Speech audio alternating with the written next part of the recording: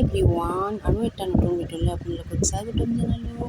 আজিও পনীৰৰ ৰেচিপিয়ে বনাব লগা হ'ল আৰু আজি প্ৰত্যেক শনিবাৰে পনীৰ দি যায় কাৰণে বনাব লগা হয় আৰু ভিডিঅ' নবনাই আকৌ এনেই থাকিব নোৱাৰি, এনেকুৱা মনটো হৈ গৈছে। এতিয়া পনীৰটো ভজা হৈ গ'ল। এতিয়া মই জ্বালা পিঁয়াজ এইবিলাক ৰেডি কৰি আছোঁ। এইবাৰ বিলাহীটো কাটি ৰেডি কৰি লওঁ।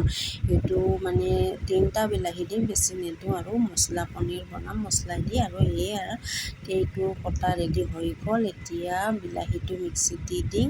তাৰপিছত এতিয়া মিক্সিত কটা হৈ গ'ল। এতিয়া লং ইলাচি কেঁচা জিৰা দি দিলোঁ তেলত। তাৰপিছত পিঁয়াজ আৰু জ্বালা কুচি কৰি কাটিছোঁ যে এইটো দি দিলোঁ। এতিয়া ৰঙা হৈ গ'ল। মোৰ পিঁয়াজটো ভজা হৈ গৈছে।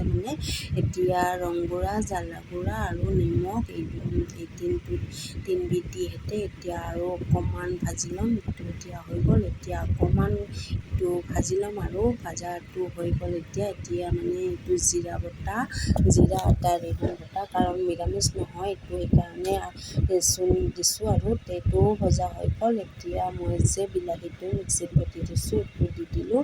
এইটো কেঁচা ভাৱটো যাব লাগিব, ভাজা খাব লাগিব। এইটো ভাজা হৈ গৈছে। এতিয়া পানী অকণমান দিছোঁ, দি উতলাইছোঁ।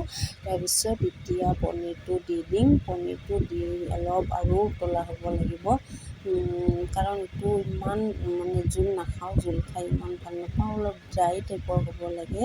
সেইটো ড্ৰাই টাইপৰ হৈ গ'ল, উতলোৱা হৈ গৈছে। এইবাৰ অলপ মিট মছলা, বেলেগ মছলাও দিব পাৰি, কাৰণ এইটো নিৰামিষ কৰি বনোৱা নাই কাৰণে মই মিট মছলাটো দি দিলোঁ। এতিয়া চাওকচোন কি ধুনীয়া হৈছে। আপোনালোকে এনেকৈ বনাই খাবচোন।